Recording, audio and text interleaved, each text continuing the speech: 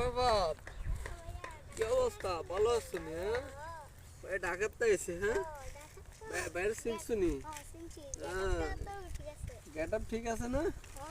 একদম। হ্যাঁ, দেখছুনি পুরা নায়ক একদম বাপারাস কাটিং, ঠিক আছে? এই কই চাষিম গাছ চালু করতাম। ওয়াও, তো বাইরে কেমন লাগতেছে আরাফাত?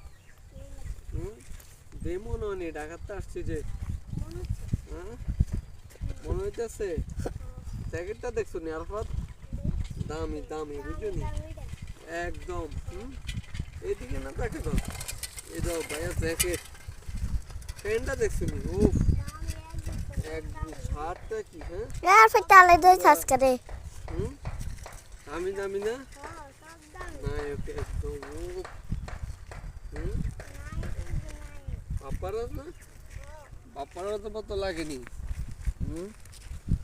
স্টাইল।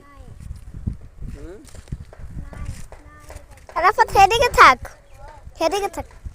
তুমি তুমি পারছো নি? তুমি এগুলো পারছো? তুমি এই কাটিং নিতে পারছো? ভাই দেখলে বোঝা যায় না ঢাকাতে আসছি যে, ঢাকাতে আসছি যে বোঝা যায়।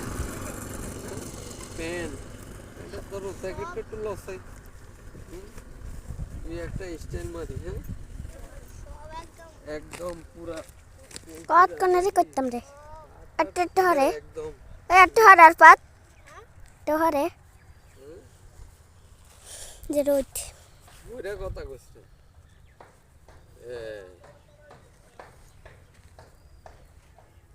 হাফ কাটিং লাগতেছে। ঢাকাতে। হ্যাঁ, ঢাকাতে এগুলো চলে, বুঝো না? এইগুলো ও বিদেশি, বিদেশি। হ্যাঁ, বিদেশ থেকে আসছি। আয় রে, তুমি কইবা না বিদেশে? আমি যে কয়দিন আগে সুইজারল্যান্ড গেছিলাম, তখন ওইখান থেকে তো আসার জন্য তোমার জন্য 2 শার্ট প্যান্ট নিয়ে আইতাম। তুমি কইলা না কা? হ্যাঁ,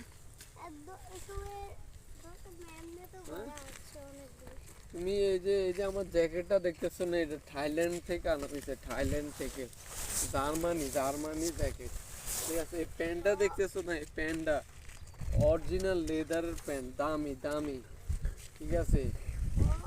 একটা ব্যবসা মনে করো যে আইলাম গ্রামে, ঠিক আছে?